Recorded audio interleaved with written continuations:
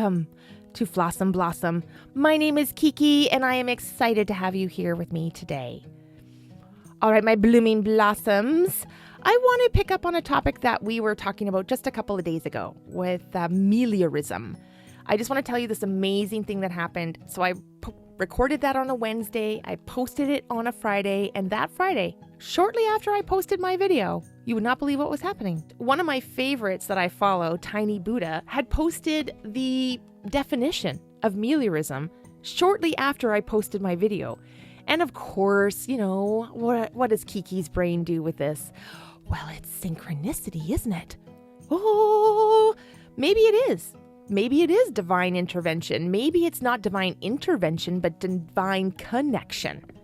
And anyway, I just got to tell you, it was amazing that this happened. And so, of course, I was like, oh, I just did a little post about this. I'm still learning. I'm still learning all the social media ins and outs. You know, I want to put all of this out there. I want to get this information out. And I want you to start interacting with me as well. P.S. So it'd be great if you started leaving some comments, if you started leaving some feedback. Let me know what you think about Meliorism. Can you get on board with this concept? And what's your small action? Let me know in the comments. What is your one small thing that you can do as a step towards Meliorism? Now, I'm going to tell you that, I went down that rabbit hole a little bit of the word. And then I did that post and I put it up. But I want to let you know about a couple of things that I found out when I was researching Meliorism. First and foremost, it's the word itself. And I wanted to find out, its etymology, where did it come from. So it's a Latin-based word. And at its height, it was really popular in and around the mid-1800s. And in particular, a writer named George Eliot was particularly famous for using this word and for promoting this philosophy. And we cannot talk about George Eliot without talking about George Sand. George Sand is a French writer, and George Sand was born in 1804. George Eliot was born in 1819. So there's just 15 years between these two ladies. Ladies? Yeah. Hey, ladies! Both of them wore pants. So in 1831, France passed a bill, which was, it's got to be probably one of the most ridiculous things I have ever heard get put down into legislation. But in 1831, there was this weird thing where women would have to ask permission if they wanted to wear pants. I just think about this for 1 second. It's 1800 and clothing is made very durable, but it's expensive. It is very expensive because clothing is made to be durable. It is made to last you not a season, but in fact, at least a decade. And you're not meant to throw it out if you've lost a button or torn the sleeve. No, you fix that shit because it is expensive to replace it. I also want you to think about the fashion in the 1800s for women. I want you to think about the fact that they were wearing often two pieces of outer clothing. So they would have an outer skirt and an outer jacket on top. And then underneath that were multiple layers.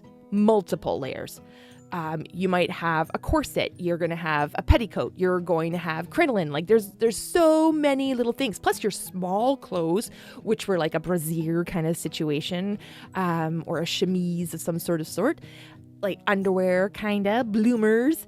But my point is, men probably wore 4 or 5 different layers of clothes. Women wore somewhere between 6 to 10. And just think about that on an economic basis. So you're spending more money as a woman because you're having to wear many more layers, many more items of clothing. So dressing as a man is actually cheaper. Now, George Sand was someone who's on the cusp of the aristocrats. She's born into some wealth, into some privilege. And yet, despite the fact that she had this privilege, she did adopt a male name. And I don't think it was coincidence that it happened in the same year that France was like, yeah, you need permission for pants. And she had an advantage over George Eliot because of her wealth.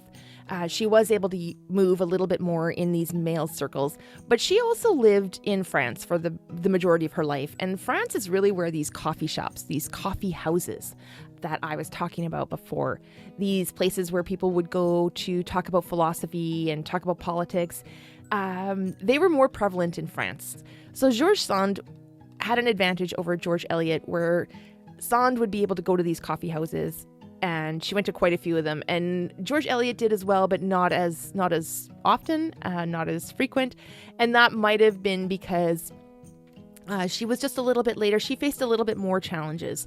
George Sand kind of blazed the way for George Eliot, but because they are coming from two different cultures, like France and England, their experiences were just a little bit different. However, should be noted, neither one of them was a lesbian, and neither one of them was transgendered. They literally just recognized that they would have more access to information, education, everything, better resources across the board if they were men. So, I mean, we kind of know this. We know that even in 2025, women are still getting the crappy end of the stick here. Still, we don't have equal rights, and which blows my mind. But my point is this. They recognized that men were getting the best of everything and the scraps were being left for the women, and they did not want to wait around for those scraps. So they stepped up and went into those male circles by changing their names. And guess what? I can completely relate. I have a story from when I was 9 that is, my version of this. My personal experience of being oppressed by men and being left out of something just because of my gender, for no reason at all. Like, zero reason. Just because I'm a girl, suddenly more restrictions were put on me than my 2 older brothers. In and around my 9th birthday, I also changed my name. I changed my name to a boy's name, but I changed my name to Tony. Not Anthony, but Tony. Tony with an I. Because I still wanted to be a girl. This was not about me actually wanting to transgender into being a boy. I didn't want a penis. I didn't want to kiss girls. I did not want to be a boy, but I wanted all of the privileges that being a boy would get me. And I saw firsthand what this would be through my family. So just before my 9th birthday, I remember having a conversation with my grandpa, and it was getting close to my birthday, so I was excited about my birthday, and I was like, yeah, I get to be 9, which means I just have 1 more year before I'm 10, and I'm double digits, and I get to ride the snowmobile. And my grandpa's like, what do you mean? And I said, well, my oldest brother got to drive the snowmobile when he turned 10, and then my other brother got to drive the snowmobile when he turned 10. So I'm turning 9, which means 1 more year, and then I get to drive the snowmobile. And my grandpa said, no, that's not how it works. You're a girl. You get to drive the snowmobile when you're 12. Maybe when you're 13, when you hit your teenage years, we can let you drive the snowmobile. But you're not allowed to drive that snowmobile until at least 12, maybe 13. And I was like, what? What? Why am I having this restriction put on me? And at that age, the only difference that I could see between my 9-year-old self and another 9-year-old, like a boy, is nothing. I couldn't see the difference. For me, it didn't matter that he had a penis and I had a vagina. That didn't enter my mind at all. I literally thought we were even Steven and that we would be treated completely the same based on our age, intelligence, and ability. And all of a sudden, my ability and my intelligence were questioned just based on my gender. That my grandpa put this restriction on me because I was a girl, not because I was incapable of driving the snowmobile, but simply because I was a girl. It devastated me. I changed my name. I tried to make everyone call me Tony. I wrote Tony with an I and put a little heart over the I because, again, still wanted to be a girl, and a girly girl at that. I didn't want to be a boy. I just wanted the privileges that came with a penis. Also, I was restricted from going hunting with my grandpa and my uncles because I was a girl. And that bugged me too, because I was a girly girl sometimes, but I wasn't afraid of getting dirty. I wasn't afraid to go and pick up the dead chicken. I wasn't afraid to go pluck chickens. I wasn't afraid of a lot of different things, but I was treated as if I should be, or that I would be a problem. Because I was a woman or a girl, young girl, I would be a problem on this hunting trip. But my brothers of the same age were allowed to go.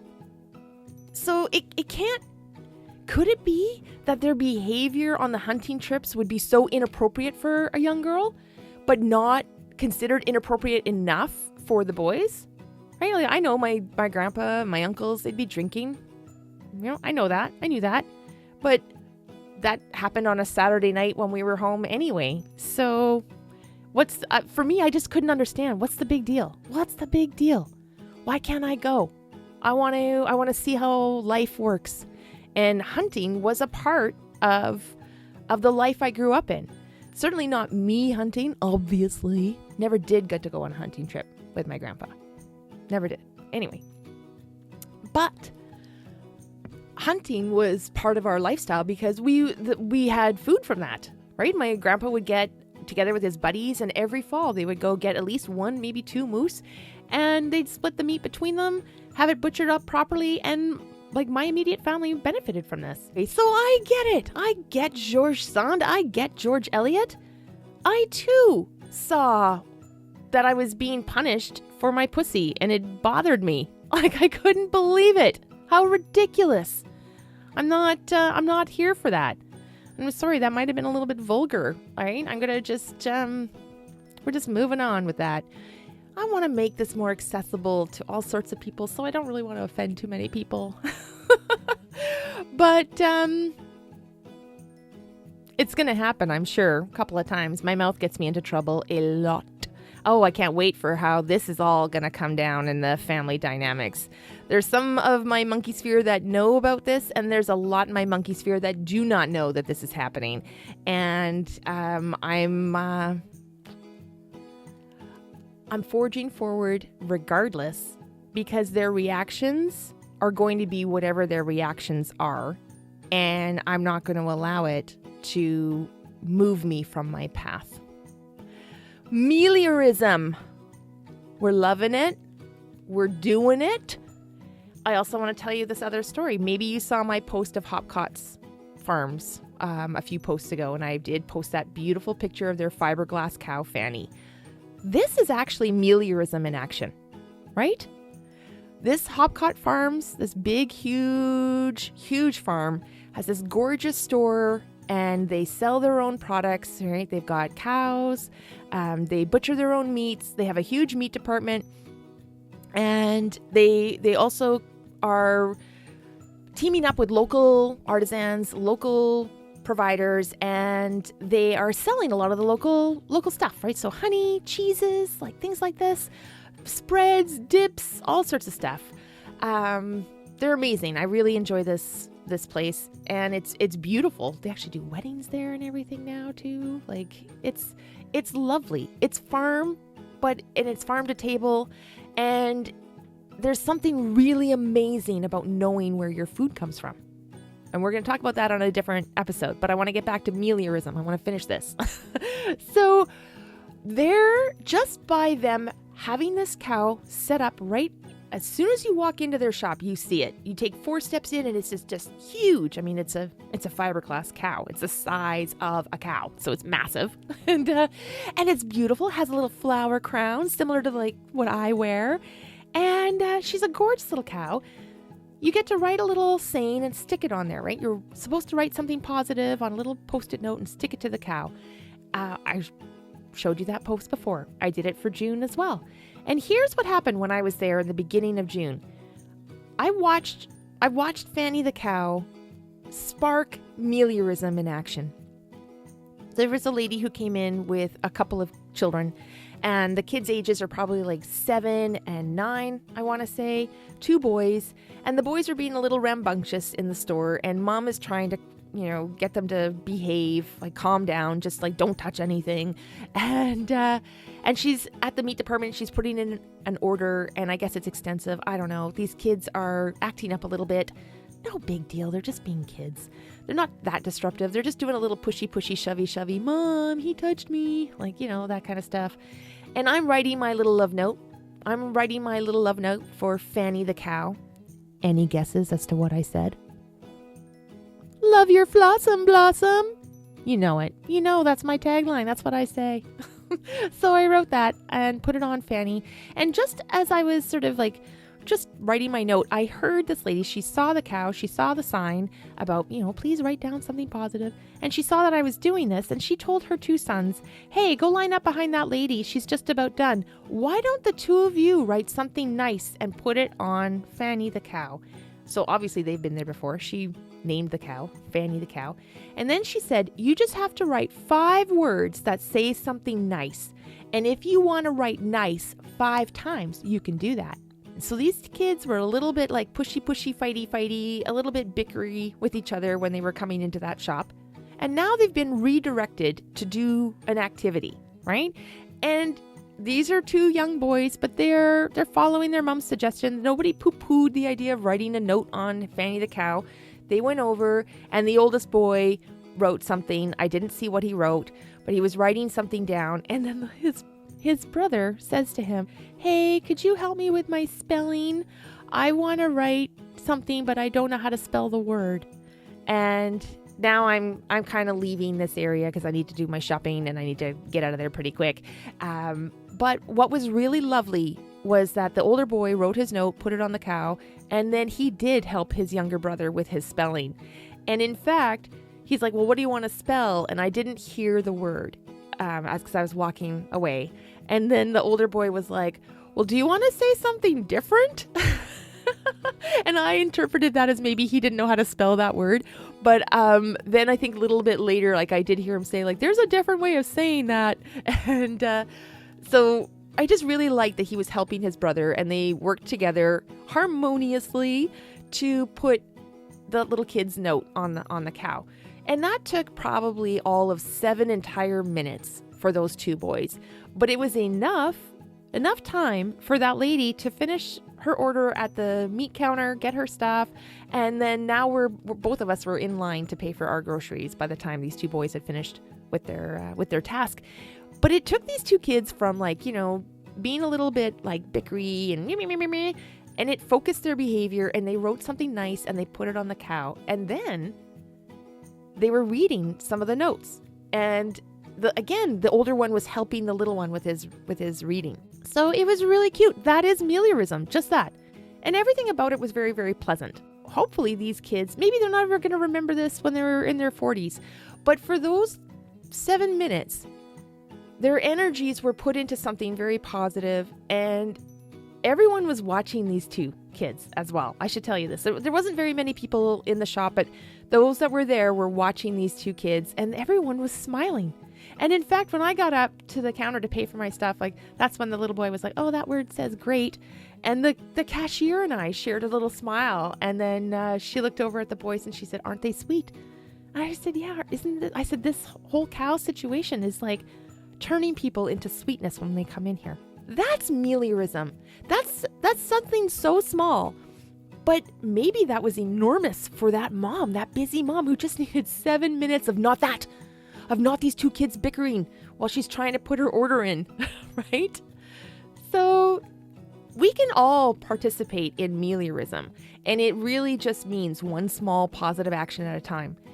I'm really focused on this right now because I need to change my life. I need to change, like, not my whole self, but I need to make some small changes so that my life can be improved, to embody positivity, to radiate positivity.